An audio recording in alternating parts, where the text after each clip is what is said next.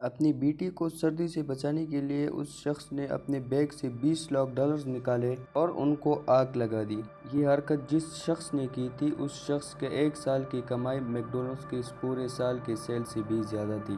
ناظرین، دنیا کے امیر ترین شخصیات کی فہرست میں ایک نام کبھی نہ آیا اور وہ نام ہے پیبلو اسکوبار۔ پیبلو اسکوبار 1990s کے دور میں کوکین، ڈرگز اور دنیا کی کئی مختلف جرائم کا بادشاہ تھا۔ پیبلو اسکوبار کے ڈرگز اسمگلنگ نیٹ ورک نے اس کو حد سے زیادہ امیر بنا دیا تھا۔ شک اس کی وجہ سے ان گنت زندگیاں تباہ ہوئیں اور اس کا کمایا ہوا پیسہ غیر قانونی طریقوں پر مبنی تھا۔ لیکن 1992 میں پیبلو اسکوبار $30 بلین کا مالک تھا۔ برونائی کے سلطان کے بعد پیبلو دنیا کا دوسرا امیر ترین شخص تھا۔ اگر پیبلو اسکوبار آج زندہ ہوتا تو آج اس کا $30 بلین $58 بلین کے برابر ہوتے اور پیبلو دنیا کا 8واں امیر ترین انسان ہوتا۔ پیبلو اسکوبار کے ڈرگ سپلائی کا نیٹ ورک اتنا پاورفل تھا کہ پورے 90% امریکہ کو کوکین صرف اسکوبار نیٹ ورک کی سپلائی کرتا تھا اور پوری دنیا کی 80% حصہ اسکوبار کے ڈرگز پہ انحصار کرتا تھا۔ اس خطرناک سپلائی نیٹ ورک کو بہامس کے ایک آئی لینڈ سے چلایا جاتا تھا اور وہ آئی لینڈ تھا پیبلو اسکوبار کا ہیڈ کوارٹر۔ اس آئی لینڈ پر ایک پورا ایئرپورٹ بنا تھا جہاں کوکین سے بڑے جہاز ریفیولنگ کے بہانے لینڈ کرتے اور اسی وقت ان سے کوکین نکال کر چھوٹے جہازوں میں بھر کر اور امریکہ روانہ کیے جاتے تھے۔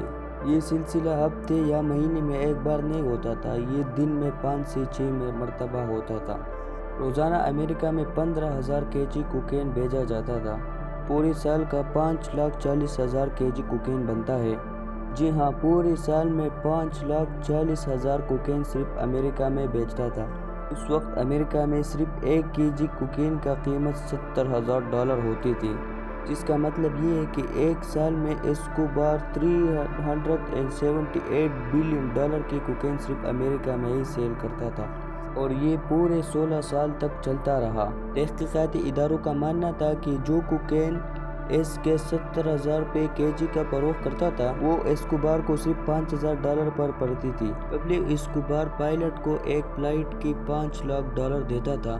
اتنی رشوتیں دے کر اس کے بعد بھی پیبلو اسکوبار کو ایک دن کے $60 ملین بچتے تھے، جو سال کے $22 بلین بنتے ہیں۔ اس پیسوں کو زیادہ ہونے کا اندازہ ایسے لگایا جا سکتا ہے کہ میک ڈونلڈز نے سال 2019 میں $19 بلین کی سیل کی۔ پیبلو اسکوبار کا 1990s میں صرف ایک سال کا پروفٹ $22 بلین تھا، یعنی ڈونلڈز کی دنیا بھر کے سیل سے بھی زیادہ۔ اور ظاہر ہے کہ یہ سارا پیسہ پیبلو اسکوبار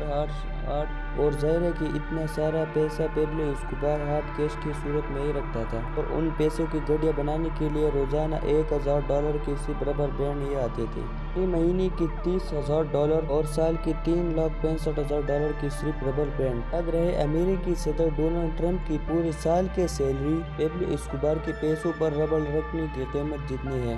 ظاہر ہے تو اتنے سارے پیسے پیبلو اسکوبار بینک میں تو رکھ نہیں سکتا تھا۔ پیسوں کو سٹوریج کے لیے اس آئی لینڈ پر بڑے بڑے گوڈاؤن ہوتے تھے، ان میں ڈرمز کے اندر اس کیش کو سٹوریج کیا جاتا تھا۔